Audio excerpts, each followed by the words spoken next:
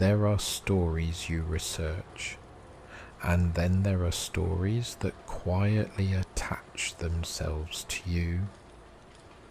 This one has a habit of resurfacing late at night, usually when the house is finally still, when the ordinary concerns of the day have loosened their grip, and the mind begins drifting toward less practical territories.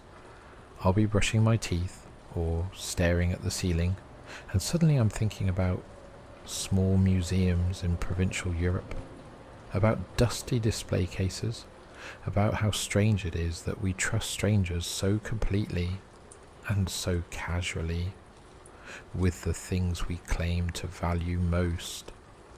I first came across the name Stéphane Breitwieser almost by accident. It wasn't a headline, it wasn't framed as a scandal, it was a modest paragraph buried halfway down an article, the sort of thing you nearly skip past on your way to something louder. It listed a few facts in quick succession, without commentary, as though they spoke for themselves. More than 200 stolen works of art across 7 European countries, total value estimated in the billions. Nothing ever sold.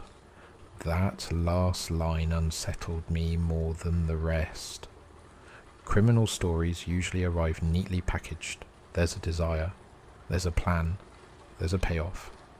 You might not approve of the motive, but at least you understand it. Money, power, escape.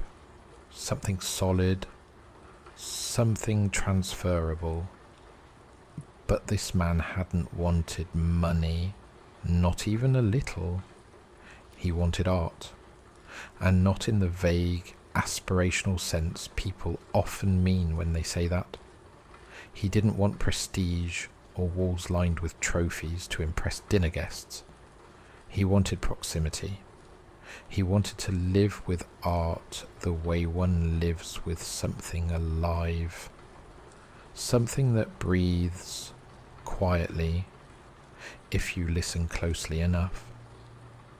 The more I read, the clearer it became that this wasn't really a story about theft, not in the conventional sense. It was a story about possession, about intimacy, about the dangerous confidence that comes from believing you love something better than anyone else possibly could. He was born in 1971 in eastern France, near borders that barely feel like borders at all. Switzerland is nearby. Germany isn't far. The kind of place where history doesn't announce itself with plaques and velvet ropes. It just sits there. Churches that predate modern nations. Town squares that haven't meaningfully changed in centuries. Old things existing not as spectacles, but as background. I've always suspected that growing up among old objects does something subtle to the mind. When you're surrounded by glass and steel, you learn early that things are temporary, replaceable. But when you grow up around stone and wood and oil paint that's outlived empires, you start to feel that objects have a kind of moral weight, that they deserve something from us. Attention, perhaps, care, reverence. He was an only child, quiet, observant, the sort who watched more than he spoke. He didn't collect the things other boys collected. He collected images, textures, shapes. He liked to linger in museums longer than was socially comfortable, standing too close to objects, studying them not as artifacts, but as presences. And even early on, museums bothered him. Not the art itself, the way it was handled, or rather, the way it wasn't. Dusty display cases, poor lighting, labels that felt perfunctory, apologetic.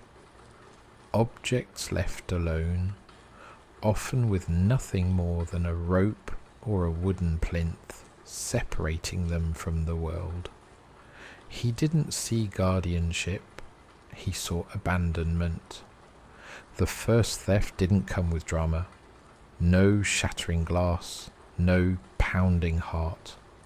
Just a small, quiet realization that no one was really paying attention. He noticed that a local museum, one of countless small institutions scattered across Europe, had no meaningful security, no cameras, no alarms, just trust. Trust in visitors, trust in decency, trust in the assumption that no one would dare. Trust, as it turns out, is an extraordinarily fragile thing. He picked up a small object, something portable, something old, a late medieval figurine carved in wood, its surface smoothed by centuries of handling and candle smoke, the kind of thing that had once sat on a household altar, the kind of thing that had watched generations live and die. He walked out. No one stopped him. No one noticed. That silence must have been overwhelming, because once you realize you can do something and nothing happens, the world subtly reshapes itself around that knowledge. The rules don't vanish, but they begin to feel optional, negotiable. What followed wasn't reckless, it was methodical. He began to study museum layouts the way other people study maps. He learned which institutions relied on volunteers, which closed for lunch, which assumed that anyone who walked confidently enough must belong there. He avoided famous masterpieces, not out of fear, but disinterest. He was drawn instead to the intimate works, the overlooked ones, the pieces without postcards in the gift shop. Among the objects he stole were Renaissance drawings, delicate works on paper by artists from the German and Swiss schools, ink lines so fine they seemed barely committed to existence. Some were studies, hands, drapery, faces half-formed. These were not meant to survive centuries. They did anyway. He took small Baroque paintings, often devotional in nature, Madonnas and saints painted not for grand cathedrals, but for private prayer. Works whose value lay not in fame, but in age, in touch, in the accumulated quiet of belief. He stole medieval ivories, carvings so fragile they should never have been left unsecured. Some depicted biblical scenes, others were purely decorative, their meaning lost to time. Objects made before the idea of a museum even existed. He took ancient weapons too, ornamental daggers, ceremonial swords, items that had long ago stopped being tools and become symbols. Not violent objects, but reminders that violence had once been a daily fact of life. He travelled with his girlfriend, Anne-Catherine, who often acted as lookout. She would later say she believed he had permission. And I've spent more time than I'd like, wondering whether that was a lie, a kindness, or something in between. Because he didn't behave like someone doing something forbidden. He behaved like someone reclaiming what had been misplaced. He dressed neatly, spoke politely, moved slowly. He never ran. He never panicked. Sometimes he simply lifted an object, slipped it under his coat, and walked out while other visitors stood nearby absorbed in something else entirely. It sounds implausible. It wasn't. By the end of his spree, he had taken more than 200 works of art, medieval sculptures, Renaissance drawings, Baroque paintings, Objects that had survived wars, revolutions, regime changes, iconoclasm, and centuries of neglect, only to vanish in the presence of a man who believed he loved them more than anyone else ever had. Every stolen piece went to the same place: his childhood home, his bedroom. This detail has never stopped unsettling me. Not a warehouse, not a vault, a bedroom. Paintings leaned against walls like spare furniture. Works on paper were stacked together, unframed, their edges slowly curling. Sculptures sat on shelves beside everyday clutter. Ancient objects shared space with folded clothes and paperback books. There was no climate control, no preservation system, no professional care. Some pieces began to deteriorate, paper yellowed, wood cracked, paint flaked, and yet, in his mind, this wasn't carelessness. It was closeness. He woke up surrounded by art, ate meals in its presence, lived alongside it. He didn't want to own it. He wanted to coexist with it, to be chosen by it, perhaps, or to choose it in return. Over time, he built a narrative for himself, a justification that hardened into belief. Museums didn't care enough. They didn't protect what they claimed to value. They didn't even notice when things disappeared. And here's where the story becomes uncomfortable, because sometimes he wasn't wrong. Some museums didn't notice thefts for months. Some didn't notice at all. One institution only realized a Renaissance sculpture was missing when police arrived with photographs of it, already recovered from his room. Imagine that. Imagine losing something that had survived half a millennium and not knowing. That kind of indifference can feel like an invitation, or worse, a permission slip. For nearly 7 years he stole uninterrupted across France, Germany, Switzerland, Belgium, Austria. Over $1 billion worth of art, depending on who was counting. And still, he never sold a single piece. Not once. In the criminal world, that makes him an anomaly. In the human world, something far more troubling. Eventually, inevitably, the spell broke. In 2001, in Switzerland, a guard noticed something missing. A small, late Gothic sculpture. The absence was subtle, but this time, someone cared enough to look twice. Breitwieser was searched. For the first time he was caught. Police contacted his mother, and what followed remains one of the most devastating acts of cultural destruction in recent European history. Terrified for her son, she attempted to erase the evidence.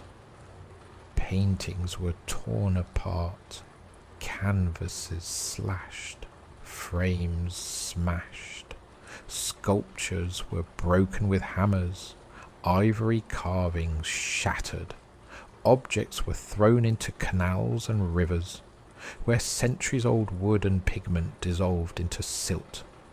Works that had survived religious wars, invasions, fires, and revolutions were destroyed in a matter of hours. Not out of greed, not out of malice, out of panic. It's difficult to sit with that, because it's so recognizably human. Fear makes people do astonishing things, terrible things, loving things that become destructive in their urgency. Breitwieser went to prison. He served his sentence. He was released. And then, inevitably, he stole again. Because obsession doesn't dissolve just because it's been punished. It waits, quietly, patiently.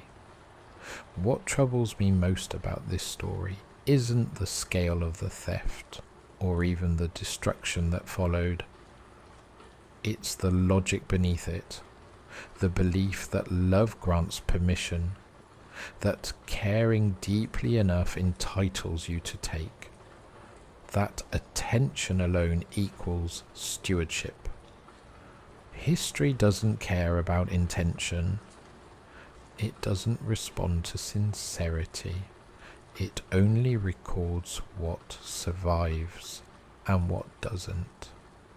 And sometimes the most damage isn't done by those who smash the glass.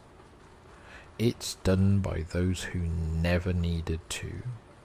The more time I spent with the story of Stéphane Breitwieser, the more I found myself thinking less about him as a figure moving through museums, and more about the objects themselves, the things he touched, the things he chose, the things that trusted him in their own mute way not to disappear.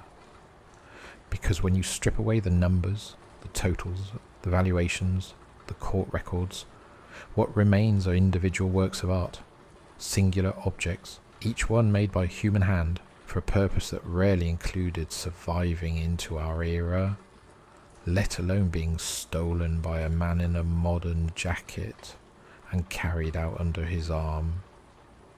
Many of the works he took were small. That detail matters. These were not towering canvases or monumental sculptures.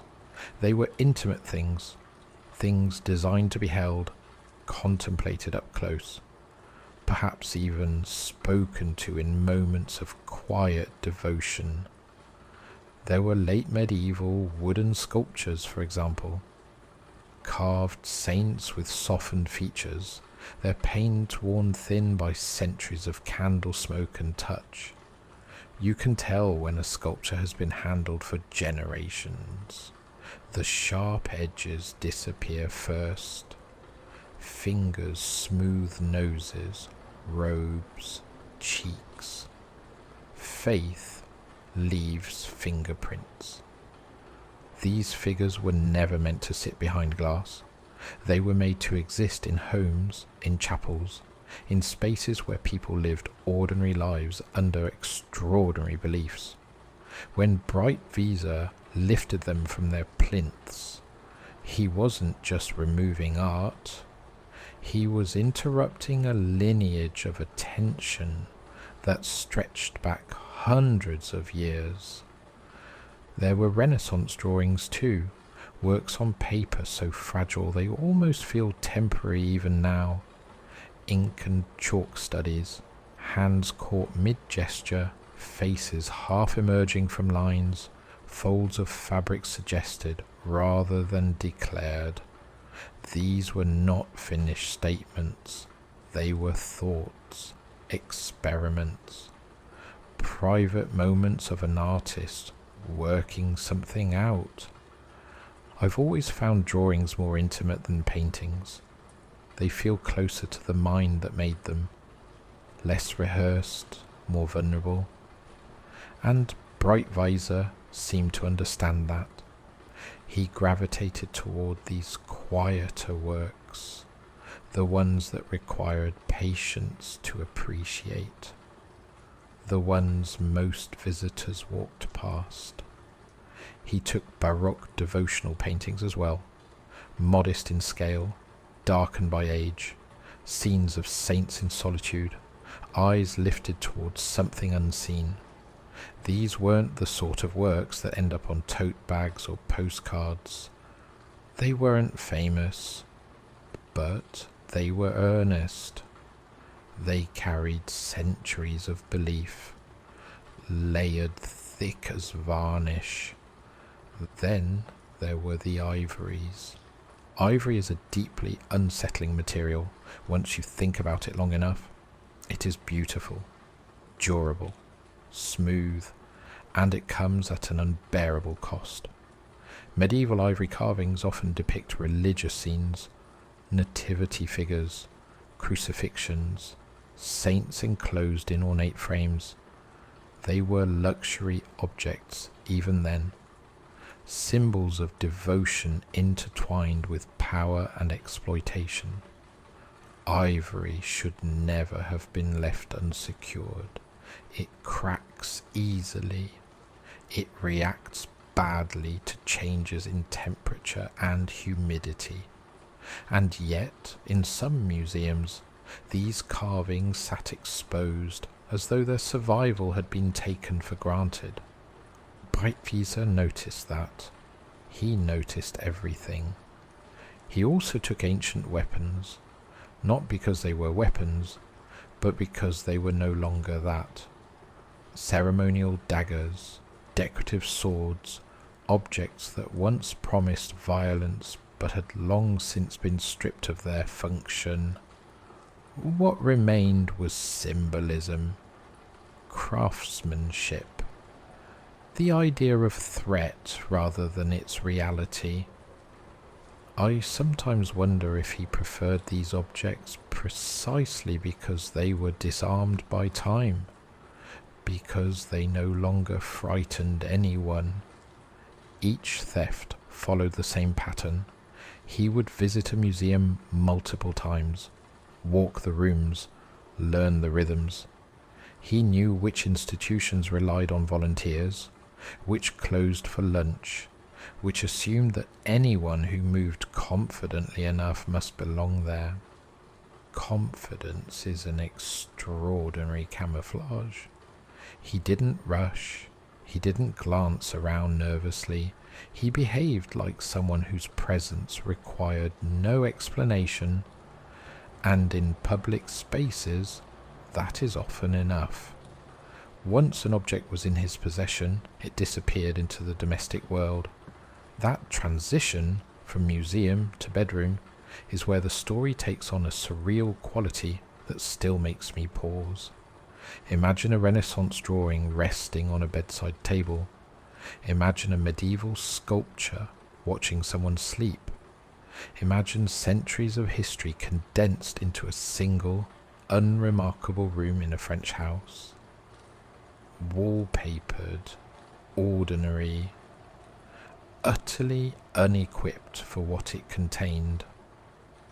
There was no attempt to create a gallery, no careful arrangement by period or style.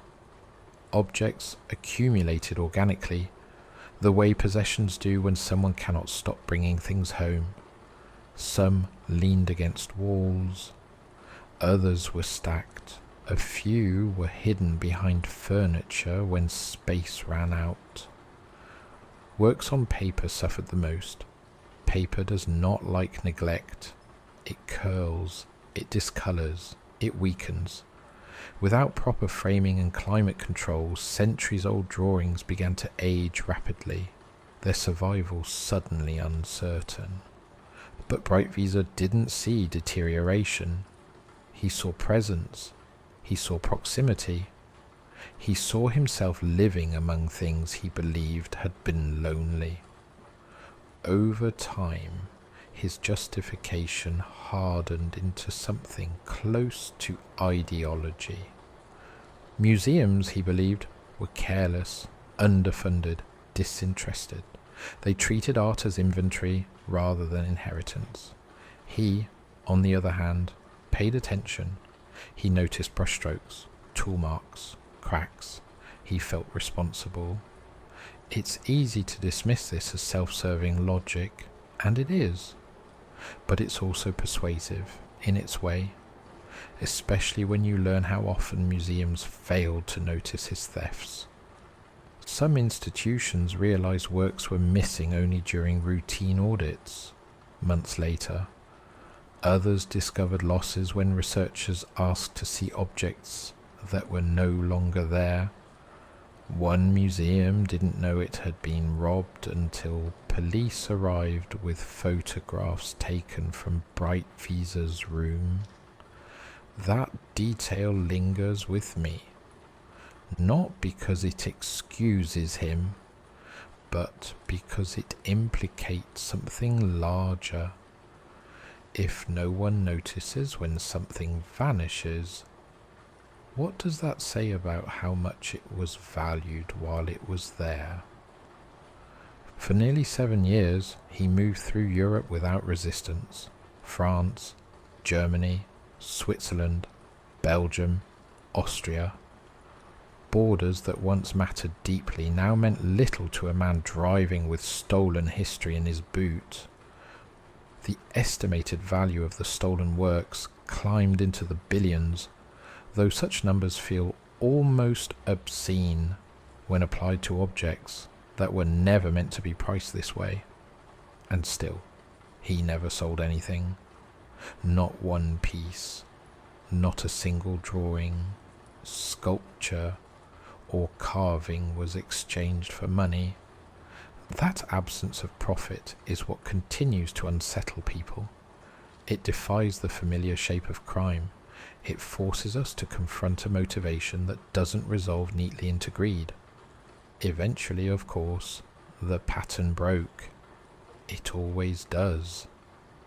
In 2001, in a Swiss museum, a guard noticed something missing. A small Gothic sculpture. The absence was subtle, but this time someone cared enough to look twice. Breitwieser was searched. The illusion collapsed. When police contacted his mother, fear took over. And fear, as it so often does, turned destructive. In an attempt to protect her son, she destroyed the evidence. Paintings were torn from frames and shredded. Sculptures were smashed with hammers. Ivory carvings shattered. Objects were thrown into rivers and canals, where water and silt finished what panic had begun. Works that had survived religious wars, iconoclasm, fire, and revolution were erased in hours. Not by an enemy, not by time, but by love, distorted by terror. Breitwieser went to prison. He served his sentence. He was released, and later, quietly, he stole again. Because some obsessions are not cured by consequence. They are merely interrupted. What stays with me, long after the facts settle, is not the image of a thief slipping out of a museum.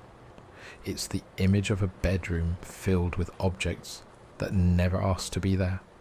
Objects stripped of context, community and care, and reassembled into something that resembled devotion, but functioned like captivity.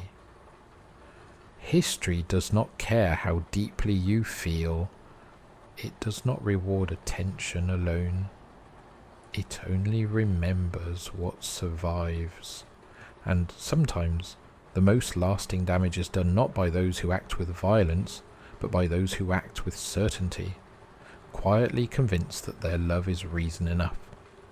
I find myself thinking, more than I should, about what it must have felt like for the art once it was gone. That sounds absurd, I know. Objects don't feel. They don't miss their surroundings. They don't register absence. And yet, when you spend enough time around old things, really old things, you start to sense that they carry a kind of accumulated expectation. Not consciousness exactly, more like habit, a long memory of where they belong. Many of the works Breitwieser took had lived in the same region for centuries. Some had never travelled more than a few miles from where they were made. A wooden saint carved for a village church might have stood through plagues, reforms, occupations and restorations, watching the town slowly rearrange itself around her. Generations would have passed her by. Children who grew up seeing her every Sunday would one day bring their own children to stand in front of the same figure, explaining nothing, because nothing needed explaining. And then one afternoon, she would simply be gone. Not dramatically removed, no smashed glass, no crime scene tape, just an empty plinth. Perhaps a faint outline where dust hadn't yet settled, and silence where something had always been. I keep coming back to that image, the absence, the moment when someone notices or doesn't. The strange way loss announces itself differently depending on how much attention you were paying to begin with. In some cases, museums notice quickly. A volunteer would come in the next morning, glance at a familiar corner, and feel that uncomfortable jolt of wrongness. In others, weeks passed, months, sometimes years. The object's disappearance folded quietly into the background, mistaken for a loan, a restoration, a relocation. There is something deeply unsettling about an object being stolen twice, once physically and once from memory. When Breitwieser was finally arrested and investigators began retracing his steps, the scale of what he'd taken emerged slowly, like a tide going out, museum by museum, church by church. Each institution producing photographs, inventories, insurance forms, many of them incomplete, many of them out of date. Curators were shown images recovered from his bedroom, and again the reaction was the same. Recognition followed by disbelief, followed by sinking hollow silence. Yes, that was ours. Yes. We thought it was still here. No, we hadn't realized it was missing. Some of the recovered works were in surprisingly good condition, others were not. Paper had yellowed, wood had dried and cracked. Polychrome surfaces, those delicate layers of painted colour on medieval sculpture, had flaked away in places, taking centuries of detail with them. And then there were the works that could never be recovered at all. The destruction carried out by his mother is often described in numbers, but that flattens it. What was lost wasn't a quantity. It was a constellation of individual histories. A 16th century panel painting torn into pieces small enough to fit into a bin. A carved ivory relief smashed beyond repair. A sculpture thrown into a canal, waterlogging the wood until it collapsed from within. These weren't famous masterpieces. You won't find their images in glossy art books, but they were unique, entirely singular. When they were destroyed, nothing replaced them. Nothing ever will. This is the part of the story where most people draw a clear line, where sympathy ends, where fascination gives way to anger. And that response makes sense. But I've noticed that even here, the story resists simplicity, because Breitwieser did not ask his mother to destroy the art. She acted alone, panicking, convinced she was saving him. And yet, it's difficult not to see how his obsession created the conditions for that panic in the first place. When you gather centuries of history into a single private space, You turn love into a liability. You concentrate risk. You make catastrophe efficient. After his release from prison, journalists expected repentance, a change of heart, a cautionary tale neatly wrapped up with lessons learned. That isn't what they got. Breitwieser remained defiant, if quieter. He continued to argue that museums bore responsibility for their losses, that poor security invited theft, that neglect was a form of abandonment, and then, inevitably, he returned to stealing. Smaller thefts, less ambitious, but unmistakably the same impulse, the same belief that art, when left insufficiently guarded, was somehow available to him. What strikes me is how little his internal logic shifted. Punishment didn't dismantle it, it only paused it, as though the years in prison were an interruption rather than a reckoning. There's a temptation to frame this as pathology, to medicalize it, obsession, compulsion, addiction, and perhaps there's truth in that.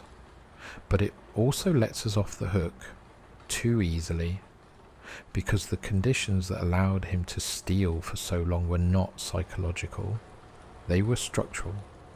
Underfunded museums, overworked staff, a quiet assumption that cultural heritage is safe simply because it has survived this long already.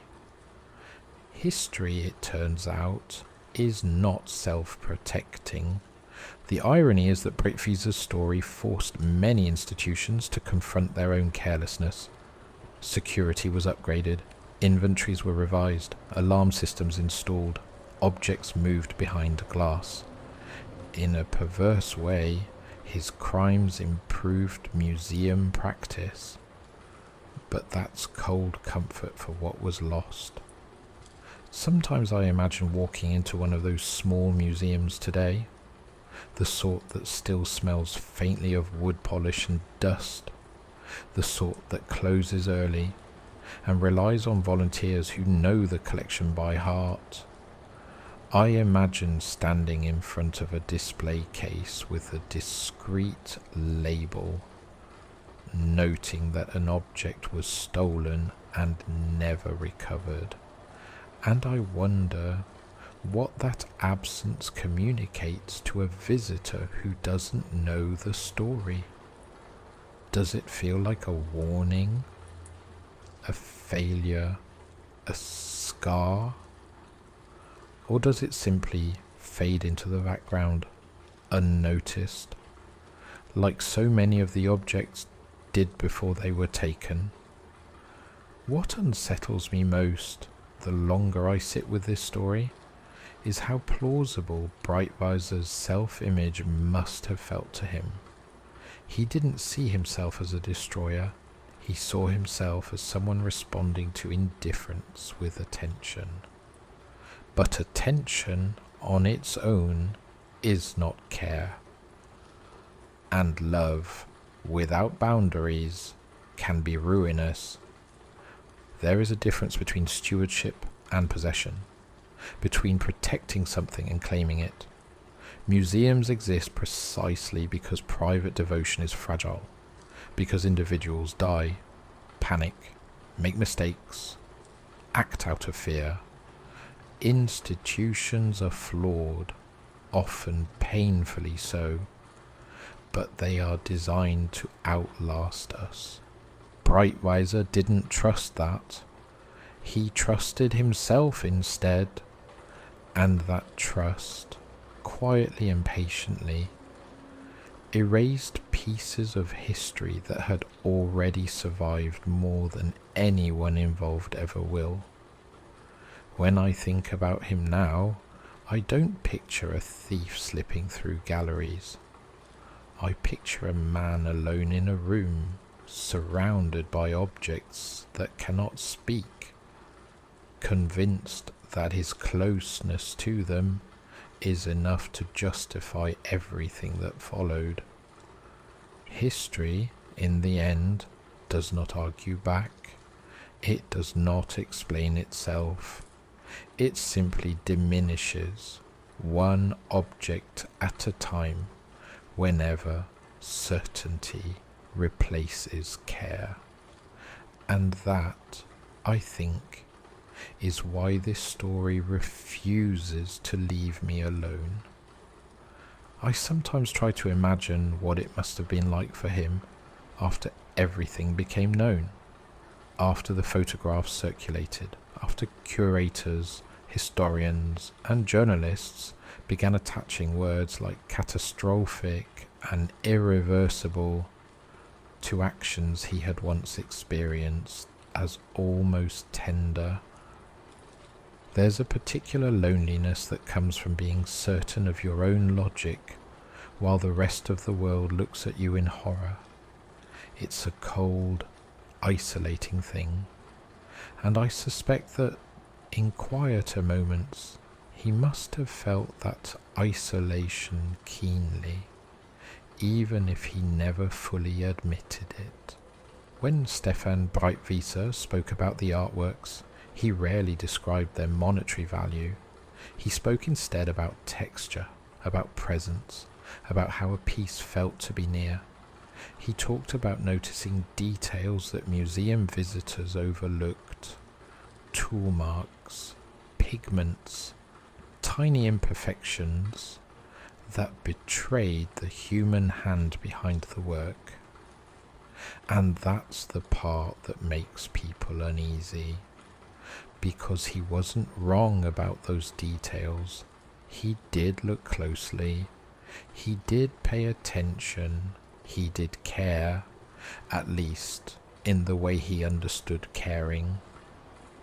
But attention without accountability is a dangerous thing. It's the sort of care that answers only to itself. After his arrest, conservators tried to piece together what could be saved. In some cases, fragments were recovered from canals and rivers, swollen, damaged, barely recognizable.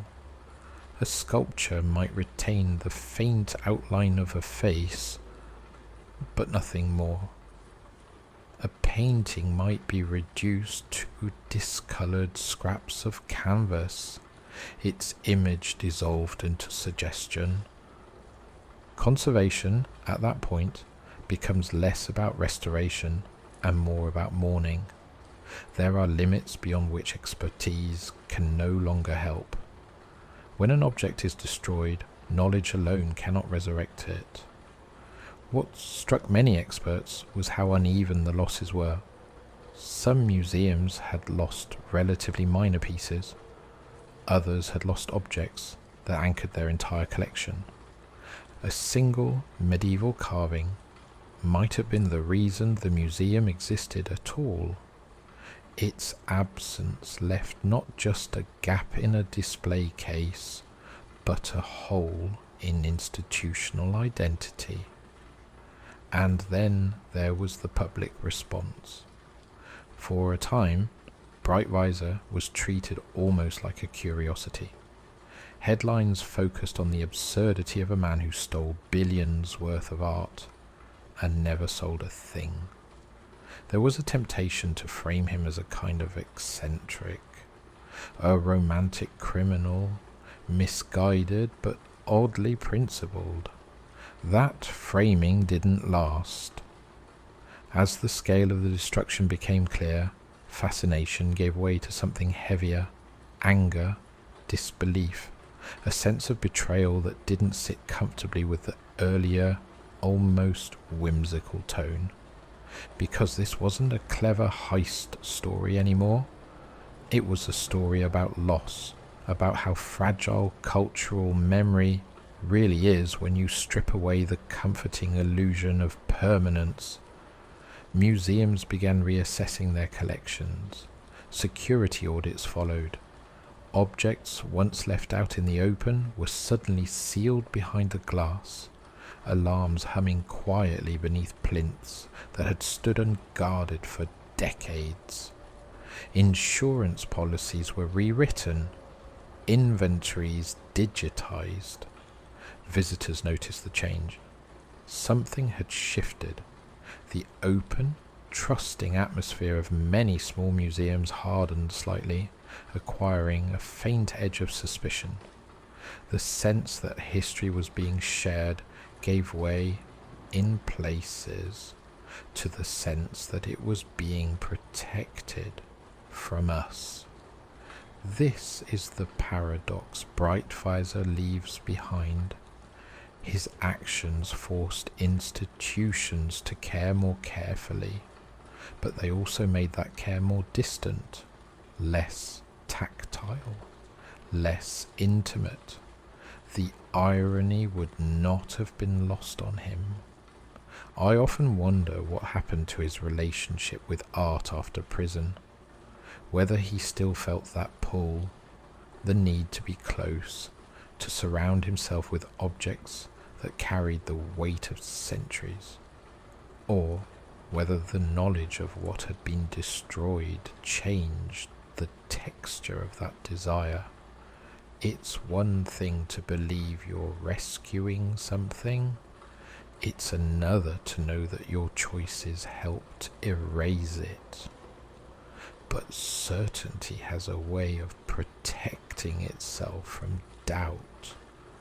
When he returned to stealing, the scale was smaller, the ambition reduced, but the impulse was unmistakable. It was as though the behavior existed independently of consequence, like a reflex that could be suppressed but never quite extinguished. And that brings me to the question I find hardest to answer. At what point does admiration become entitlement? Because many of us feel something when we stand in front of an old object, a pull, a sense of connection across time. We imagine the hands that made it, the lives it passed through, the accidents of survival that allowed it to reach us at all. Most of us stopped there. Breitwieser didn't. He crossed the invisible line between this matters to me and this belongs with me, between appreciation and appropriation. And once that line was crossed, everything else followed with unsettling logic. There's a moment I keep returning to, a small detail buried in an interview. He once described the act of taking an object as natural, given the circumstances, as though the art itself had been waiting for him, as though neglect transformed ownership into opportunity.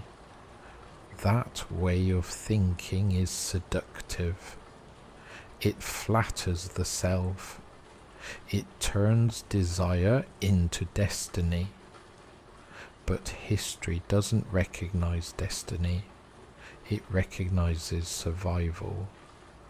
Objects endure not because someone loves them intensely, but because many people care for them imperfectly across generations or within systems that are designed to absorb panic, error, and human frailty. Private devotion cannot do that. It's too brittle, too dependent on individual stability, too vulnerable to fear. When I imagine the artworks that were lost, really imagine them, not as catalogue entries, but as physical things, I don't picture their creation. I picture their final moments, a painting torn apart by someone who had never seen it before, a sculpture smashed not out of hatred, but desperation. That's the part that stays with me, the randomness of it, the way centuries of careful survival can be undone not by an enemy of culture, but by someone trying, in their own way, to protect a loved one. History is not only destroyed by those who despise it, Sometimes it's destroyed by those who care too narrowly. When people ask why this story lingers, why it feels heavier than so many tales of theft, I think that's the reason. It refuses to give us a villain we can easily dismiss. It forces us to confront the uncomfortable truth that attention, passion, and even love are not safeguards against harm. They can be catalysts. And so I return, again and again, to the image that first unsettled me. A quiet museum room, late afternoon light slanting across a wooden floor, a plinth standing empty where something once stood for centuries. No alarm. No broken glass. Just absence. And the uneasy realization that, for a long time, no one noticed at all. There's a particular kind of silence that follows a story like this. Once the facts have been told, and retold enough times that they lose their sharp edges. It's the silence where the mind keeps circling the same questions, not because it expects answers, but because it can't quite accept that there aren't any. I've tried more than once to put myself in his position during those later years. Not during the thefts. That part is too easy to sensationalize. But afterwards. After the interviews. After the courtrooms. After the headlines had faded and the world had largely moved on.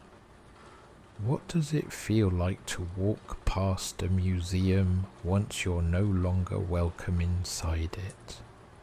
To know that the spaces which once felt open and trusting now quietly assume your absence? Because museums are social spaces, even when they feel solitary. They are built on an agreement. We will show you these things, and you will not take them. When that agreement is broken so thoroughly, something subtle changes. The trust doesn't just disappear, it calcifies. I imagine him walking through towns he once visited casually, knowing that the churches and small galleries have been altered because of him, alarms where there were none, glass cases enclosing objects that were once exposed, signs reminding visitors not to touch, not to linger too closely. It must feel strange to reshape the world like that, unintentionally. And yet, I suspect he never felt fully responsible for the consequences. Responsibility requires a willingness to share blame with your own certainty. And certainty, once established, is a remarkably durable thing. One of the more unsettling details to emerge after his arrest was how often museum staff blamed themselves, not just for poor security, but for failing to notice, for failing to look closely enough at their own collections to realize when something was gone. That guilt speaks volumes. It suggests that, in some places, art had become so familiar it was almost invisible, so integrated into the background of daily work that its absence could be rationalized, overlooked, postponed, and that perhaps is where his story finds its sharpest edge, not in what he did, but in what it revealed. Cultural heritage survives on a strange balance of passion and routine. Too much passion and you get obsession. Too much routine and you get neglect. Somewhere between those extremes is stewardship, imperfect and unglamorous, but essential. He mistook passion for stewardship, and the institutions he stole from sometimes mistook routine for care. Between those two misunderstandings, history paid the price.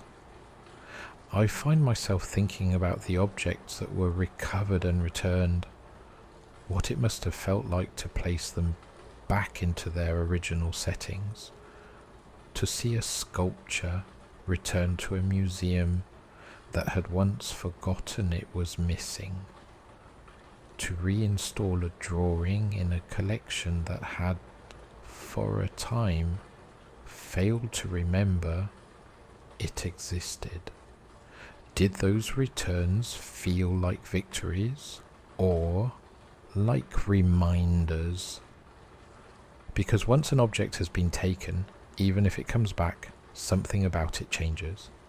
Its story acquires a rupture, a scar, a footnote that forever alters how it is understood. This work was stolen and later recovered. That sentence becomes part of the object's identity. It will outlast the people who wrote it. In a way, that's another form of possession, a narrative imprint that never quite fades. I also think about the girlfriend, often relegated to the margins of the story, the person who shared the journeys, stood watch, perhaps believed or needed to believe that nothing truly wrong was happening. What does it mean to realize slowly that you've been orbiting someone else's obsession, that your own life has been shaped by a logic you never fully examined? There's a quiet, collateral damage in stories like this that rarely makes the headlines. Relationships warped by secrecy, families living under the weight of consequences they didn't anticipate, museums grappling with losses they cannot repair. And then there's the rest of us, the visitors, the readers, the late-night listeners who stumble across this story and feel inexplicably that it matters. I think it matters because it forces us to confront how fragile the things we rely on really are. We like to believe that cultural heritage is protected by its importance, that age itself is a kind of armor, but age is only endurance, not defense. What protects history is attention, distributed, shared, accountable attention, not obsession, not indifference. The man at the center of this story believed that proximity was the highest form of respect, that living with art proved devotion. But living with something is not the same as caring for it. Care requires distance, structure, limits.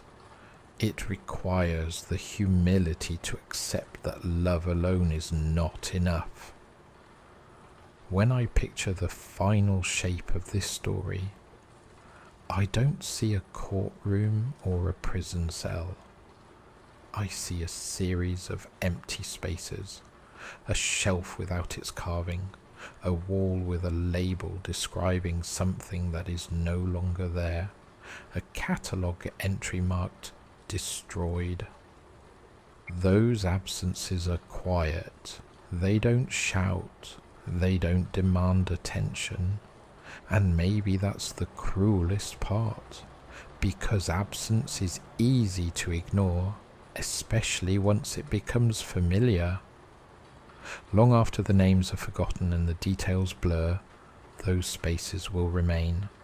Small, silent reminders that history can be undone not only by violence or hatred, but by misplaced devotion and unattended trust.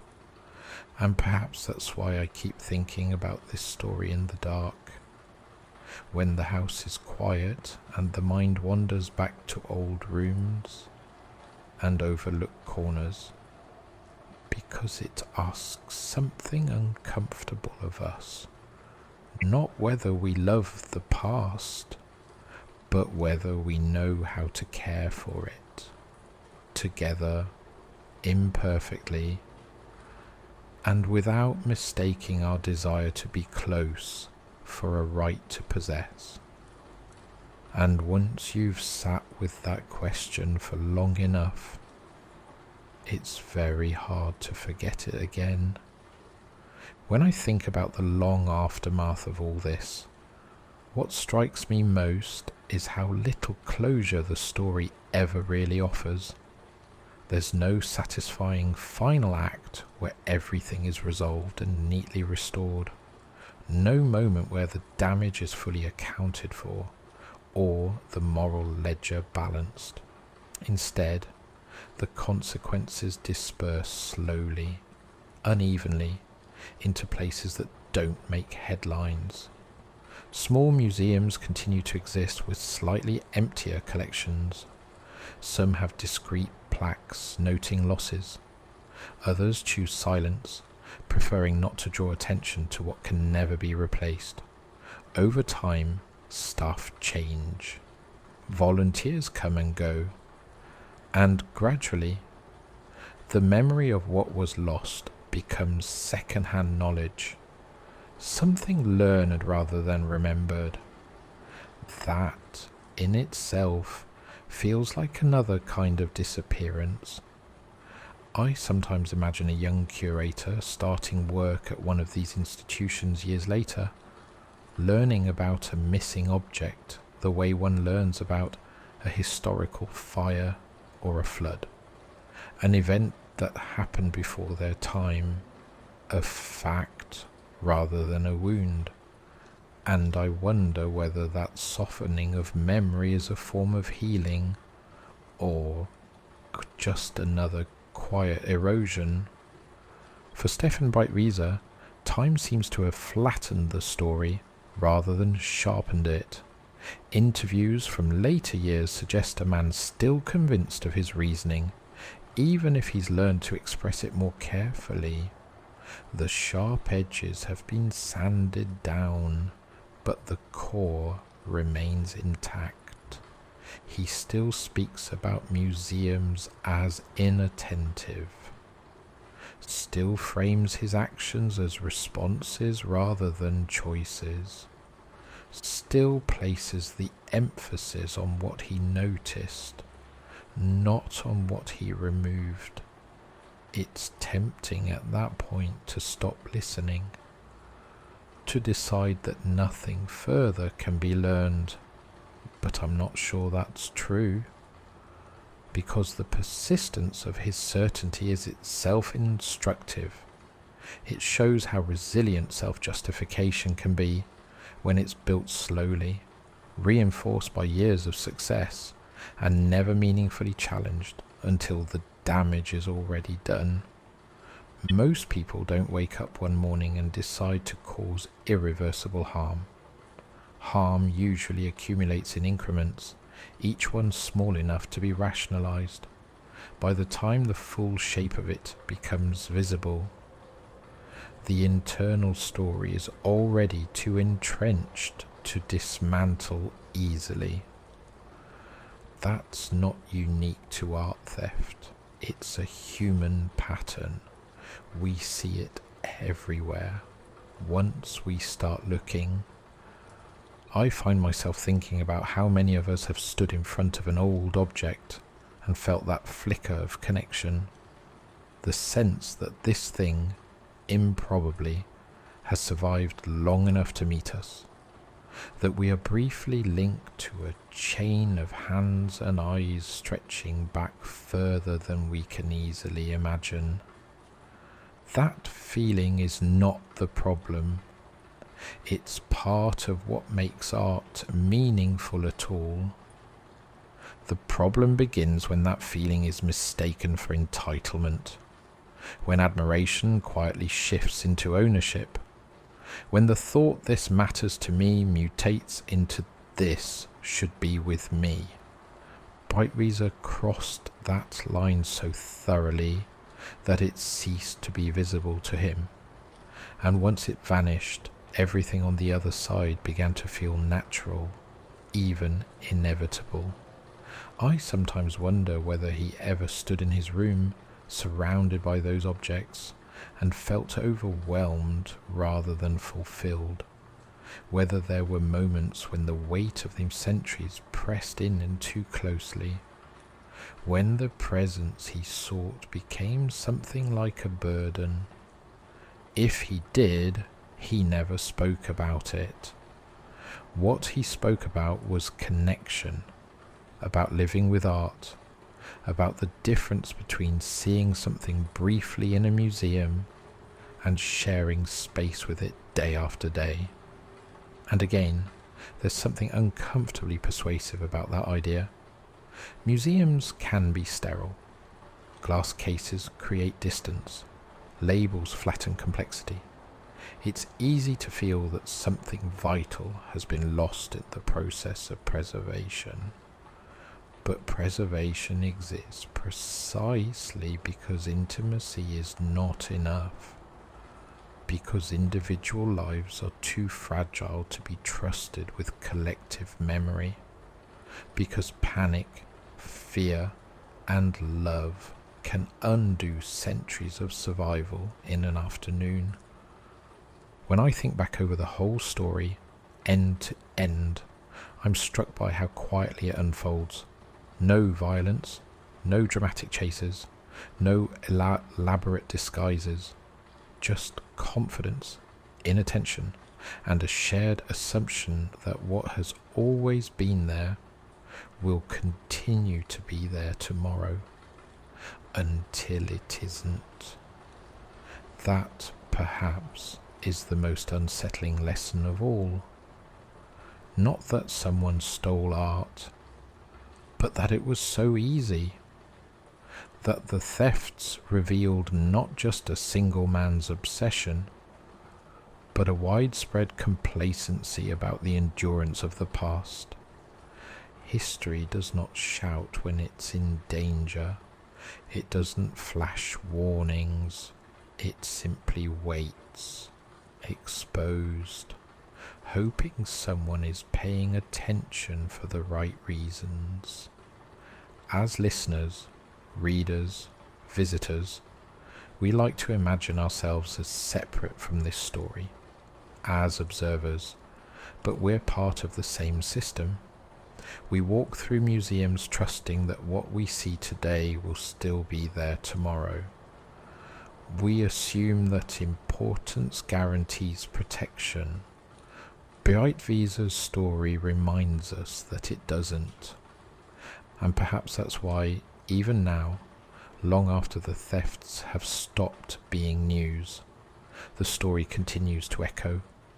It unsettles not because it features a criminal mastermind, but because it exposes how thin the line is between care and neglect, between devotion and damage. When the lights go down in a museum, at the end of the day, the objects remain silent, patient, waiting for whoever comes next. All they require is that we remember they are not ours, and that loving them means leaving them where they belong. There's a strange intimacy to the way this story ends, or rather, refuses to end. It doesn't conclude with a final theft or a definitive statement of remorse. It simply thins out, like a sound fading in the distance, leaving you alone with the implications. I sometimes imagine a future visitor standing in one of those small museums, perhaps years from now, perhaps already. They pause in front of a display, reading a label that mentions a missing object. Or maybe there's no label at all, just a gap, a space where something once stood. That visitor won't know the weight of what's missing. Not really. They'll move on to the next room, the next cabinet, the next story. And that's normal. That's how museums work. They rely on a steady flow of attention, not deep fixation. And yet, Something in me resists that ease, because I've spent too long with this story now. I know how much can vanish without ceremony.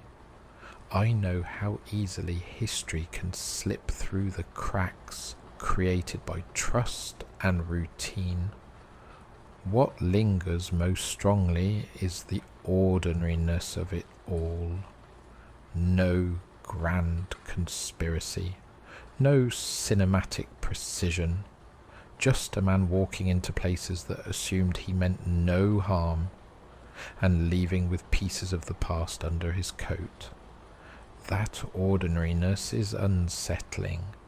It suggests that the systems protecting cultural memory are only as strong as our collective habits.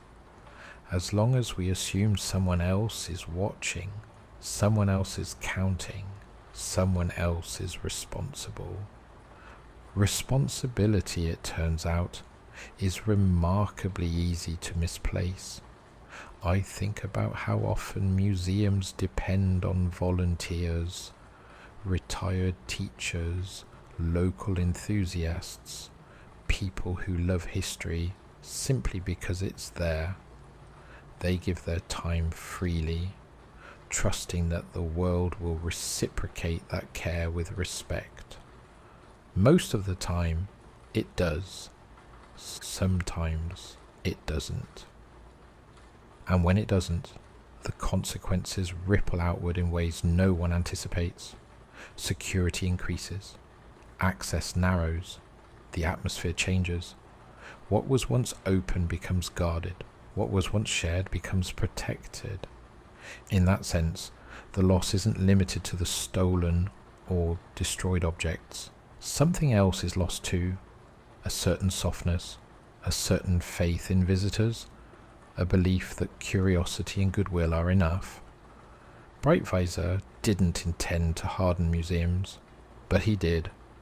His actions reshaped how institutions think about risk, trust, and openness. And once that shift happens, it's difficult to reverse. I keep returning to the idea that he didn't want to be a thief. He wanted to be a caretaker, or at least that's how he saw himself. Someone stepping in where others had failed, someone noticing what others overlooked. The trouble is that noticing is only the first step. What matters is what you do next. Care is slow, bureaucratic, often frustrating. It involves committees, budgets, compromises. It rarely feels romantic. It doesn't satisfy the desire to be special or uniquely connected to what you love. Possession does. Possession is immediate, intimate. It flatters the ego. It transforms appreciation into a private bond, unmediated by anyone else's rules or limitations. That's why it's so tempting, and that's why it's so dangerous. As I've sat with this story over time, I've realized that my unease doesn't come from condemning him outright. It comes from recognizing how thin the boundary is between his thinking and impulses we all carry in quieter forms. The wish to keep, to hold, to make something meaningful part of our own lives.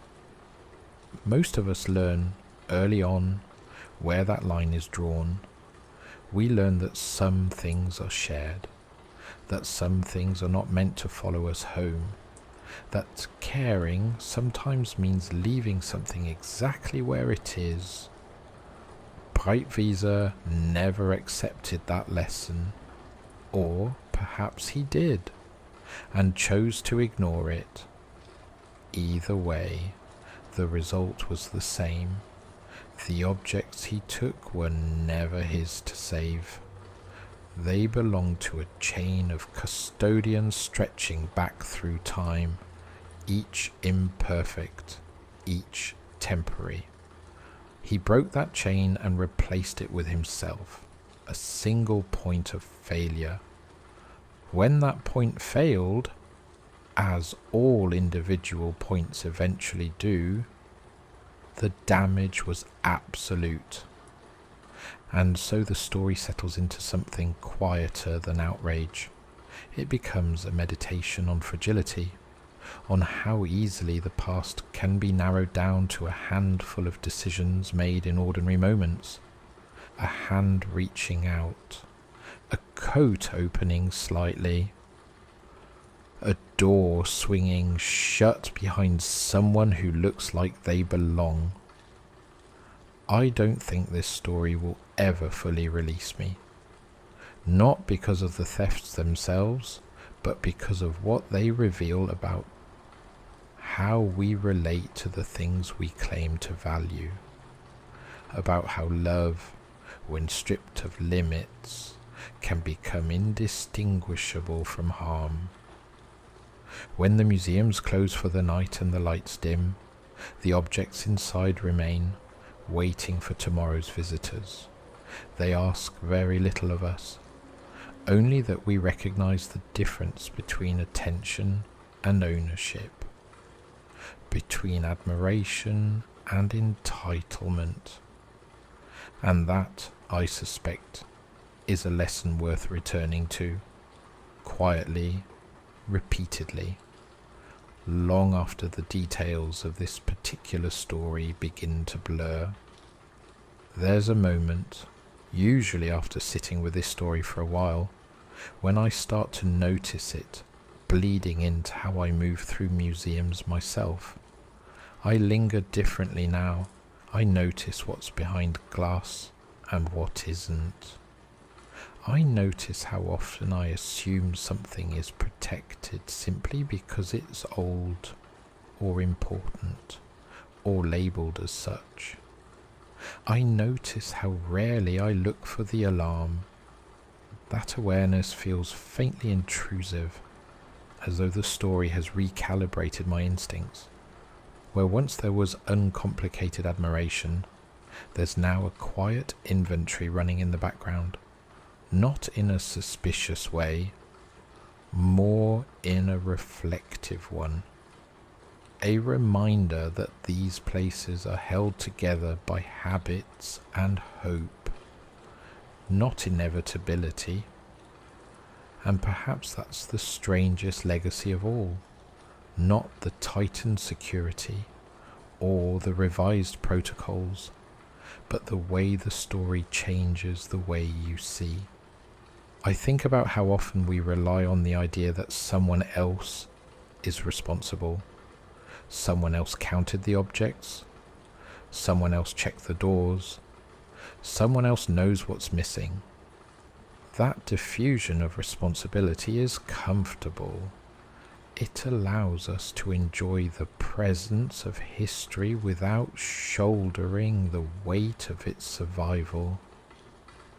Breitwieser's story collapses that comfort. It shows what happens when no one else is, in fact, watching closely enough. And when the one person who is watching believes that attention alone confers authority, it's tempting to frame him as exceptional, an outlier whose behaviour doesn't reflect anything broader. But that feels too neat, too reassuring. The conditions that made his thefts possible weren't rare. They were common. Underfunded institutions, quiet assumptions, a general faith in good behaviour. That faith isn't naive, it's necessary, but it's also vulnerable. What haunts me most is how easily the story could have gone on longer. How many more objects might have disappeared if not for a single moment of attention? A guard pausing, noticing a gap, choosing to question it.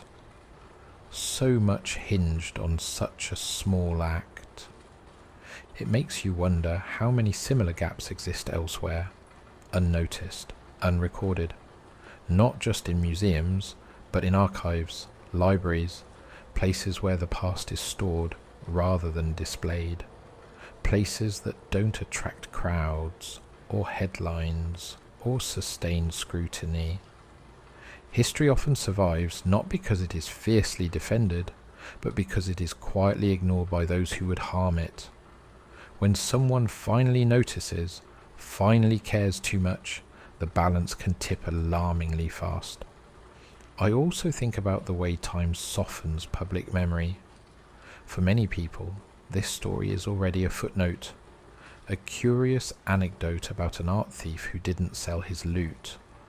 Something faintly absurd, something to be summarized in a paragraph.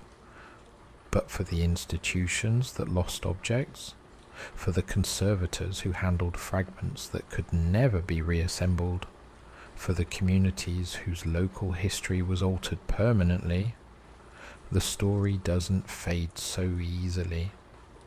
It lingers in storage rooms, in revised catalogues, in the knowledge that something once present is now only described. There's a particular sadness in knowing that future generations will never encounter certain works first-hand, that their understanding of the past will be slightly narrower, slightly poorer, because of decisions made in moments that felt, at the time, almost inconsequential. A visit, a glance, a hand reaching out. We tend to think of history as robust, as though its sheer age grants it resilience, but age can also mean fragility. The longer something survives, the more improbable its continued existence becomes. Survival is not guaranteed, it's negotiated, day by day, by people doing unremarkable work. When that negotiation fails, whether through neglect or obsession, the loss is silent but profound. I don't know whether Breitwieser ever truly grasped the full weight of what was destroyed. I suspect he understood it intellectually, in the way one understands statistics or headlines, but understanding something emotionally requires a willingness to dismantle the story you've been telling yourself, and that's a far more difficult task. Perhaps, in the end, this is why the story remains unresolved, because it resists the comfort of clear lessons and tidy conclusions. It leaves us instead with a tension that doesn't dissipate. Care without limits is not care. Attention without accountability is not protection. Love without restraint can be as destructive as indifference. These are not easy truths to sit with. They ask us to examine our own impulses, our own assumptions about what it means to value something. They remind us that restraint, leaving something where it belongs, accepting distance, trusting systems larger than ourselves, is not a lack of passion, but a form of respect. As I think about this now, the story feels less like a cautionary tale about one man, and more like a quiet warning about all of us, about how easily admiration can slide into entitlement if we are not careful, about how thin the line is between stewardship and possession. The museums will close tonight, as they always do. The lights will dim. The rooms will fall silent. And the objects that remain will wait patiently for tomorrow's visitors. All they require is that we remember they are not ours, and that sometimes the most meaningful way to love the past is to leave it exactly where it is.